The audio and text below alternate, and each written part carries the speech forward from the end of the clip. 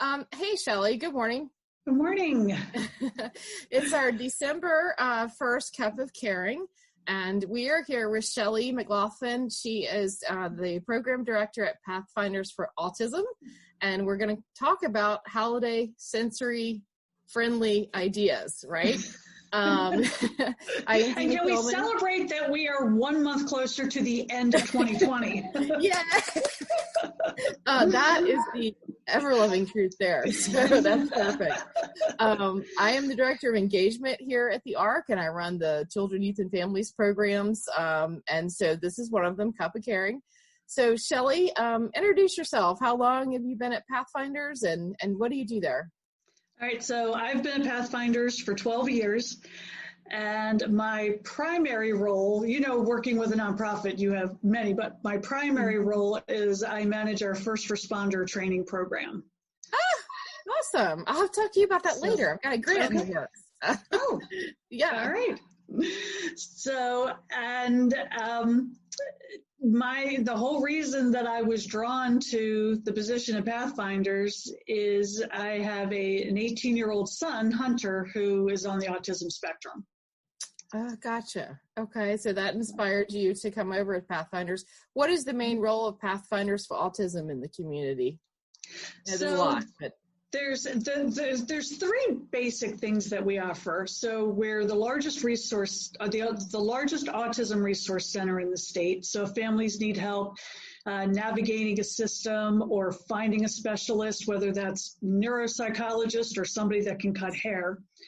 We also do trainings and workshops. So I mentioned that I manage the first responder trainings, but we have other staff that handle trainings for schools, for hospitals, libraries, any type of industry. And of course, all of our trainings are very specific to that industry. We also do workshops where we bring in experts on specific topics. Right now, they're all online. Mm-hmm. And then we do recreational events. So in a normal year, we rent out the aquarium for a night. We rent out the science center for a night. We do baseball games, sailing, rock climbing, and everything we do is free of charge.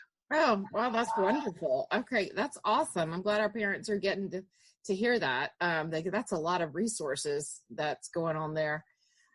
So let's get into our topic here, because this is really stressful for everybody. But what are your top 3 tips, if you can narrow it, to keep the stress level down during the holidays? So first of all, lower your expectations. It is okay if the decorations aren't perfect. It is okay if the cookies are broken. They taste the same. Paper plates serve the same function as the gorgeous Christmas china. So, don't put that pressure on yourself. And I guarantee your kids probably aren't expecting, the perfect tree, the perfect everything. Yeah, that's something we put on them, isn't it? That's something we train them into, right? They don't come out like that. Yeah, I agree there. Yes. Also, don't just survive the holidays. I myself have never enjoyed anything that I have simply survived. You never hear people that survive a plane crash talking about how much they loved that trip. So, think about the holiday things that you and your family enjoy the most, and then make those the priorities, and just let everything else go. That's a good point. Get your own elves. So anybody that offers you any kind of help, say yes. I like that.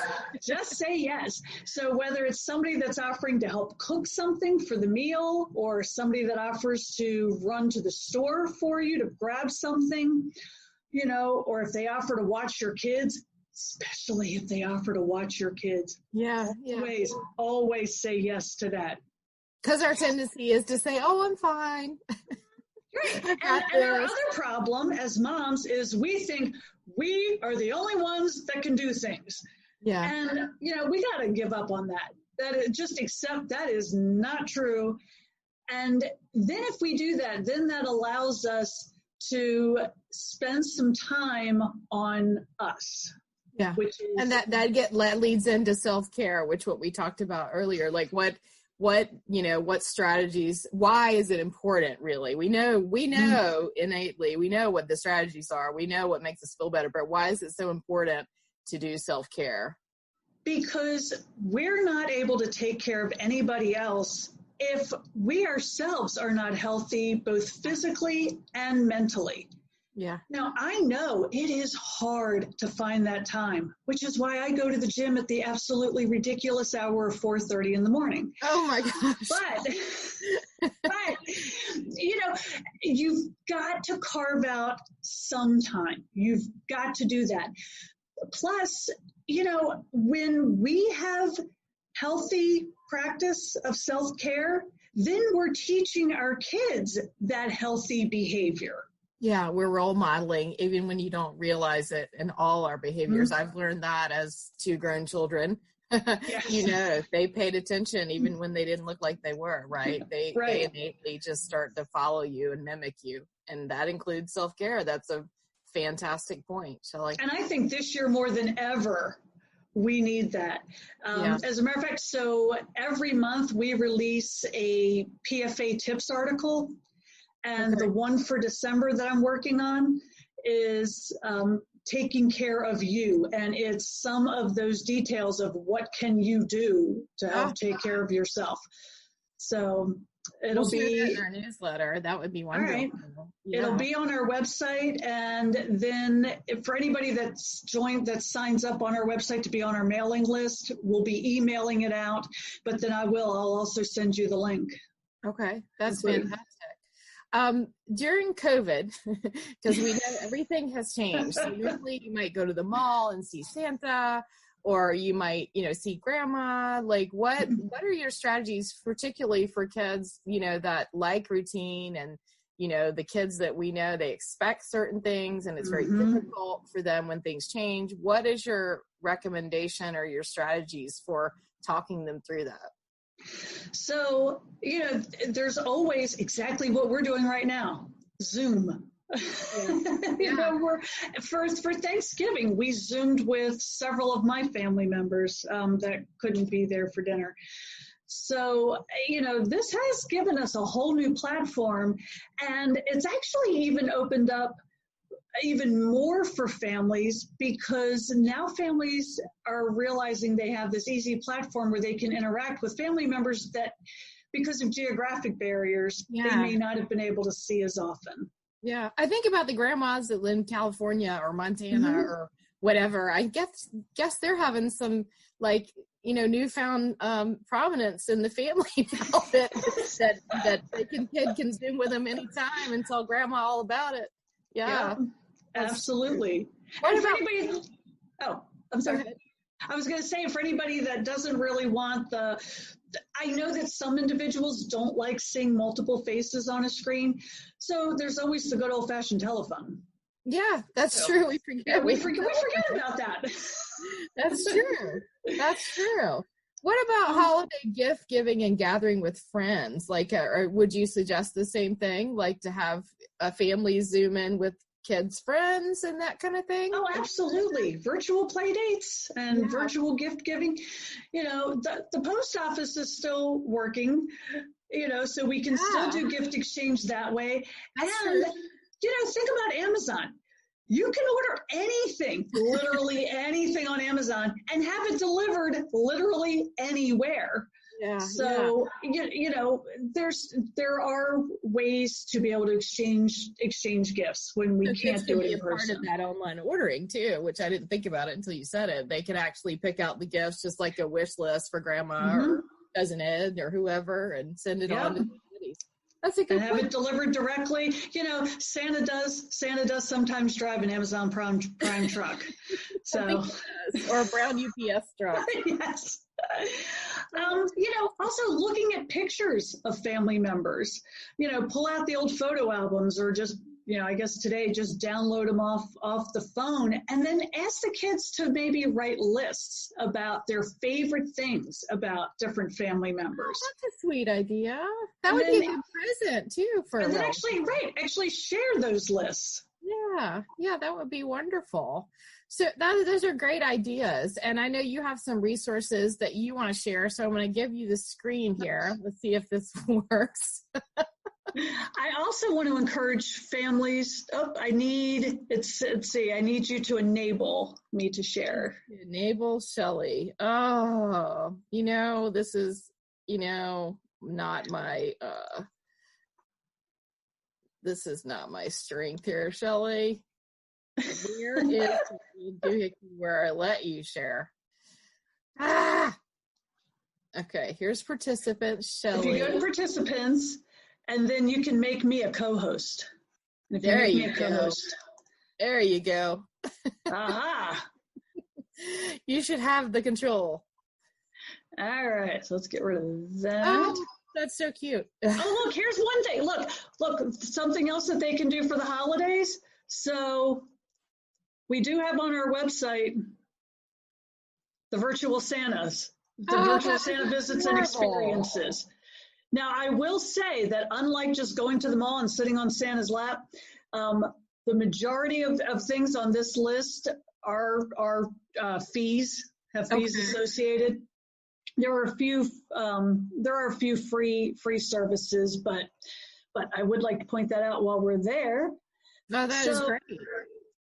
So under resources, come on, PFA tips and articles. Got it. We have seasonal. Oh, fantastic, Shelley. What a great website. And so we don't need Halloween. We don't need New Year's yet, but we have our holiday tips.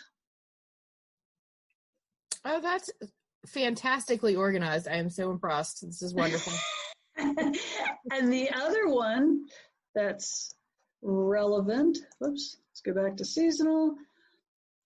And let it go, let it go, let it go. Oh, yeah.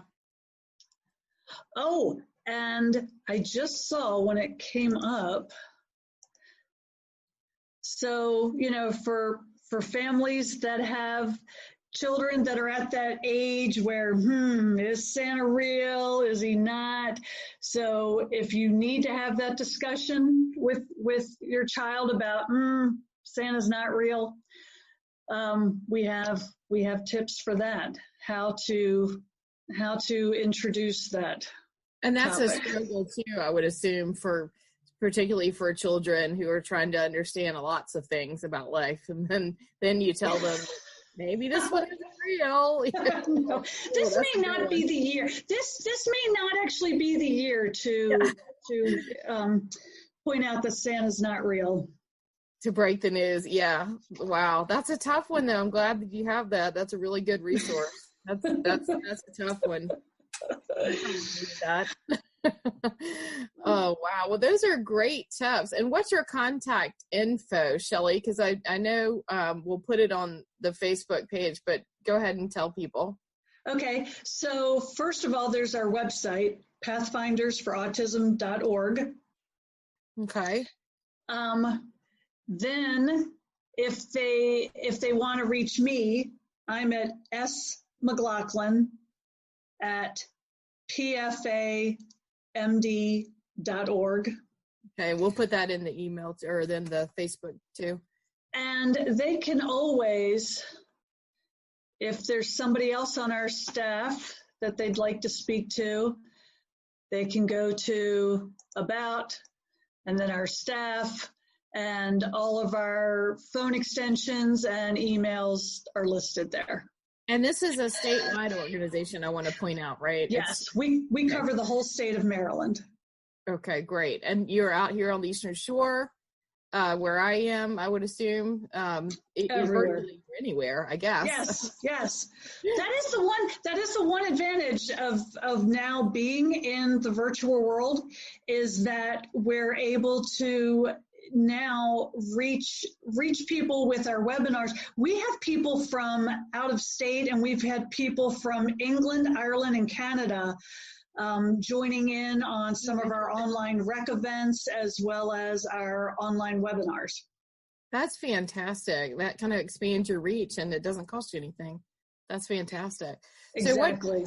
So is there anything you have coming up that's important to talk about, or do you want people to just explore the website? What's your takeaway here?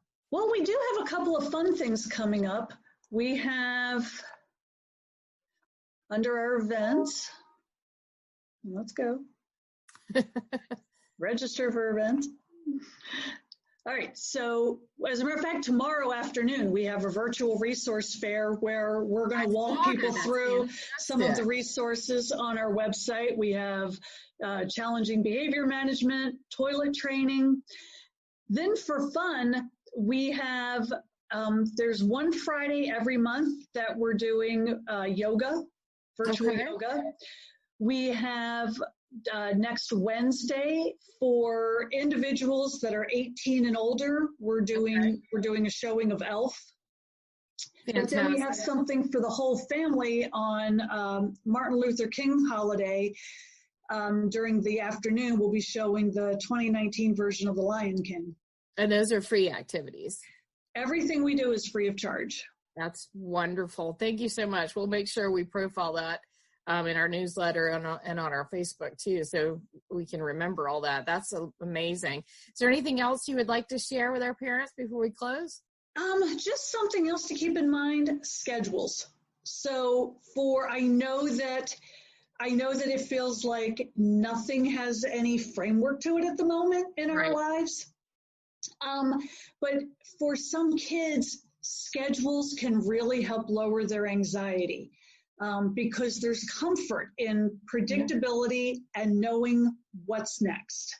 Yeah. So if possible, even through these hectic holiday times, if you can prepare a schedule. I like that. And I've seen them visual too, like, the old fashioned, put them up on the wall, for, on the big wall calendars for the kids, because now they're home. They can help you with all these advent calendars. They're home every day. Yes. Oh, yes, they are. Isn't it a joy? I think that's the takeaway that it makes the most sense to me is that maybe this has brought joy to some families that didn't realize they might enjoy some more time with their kids.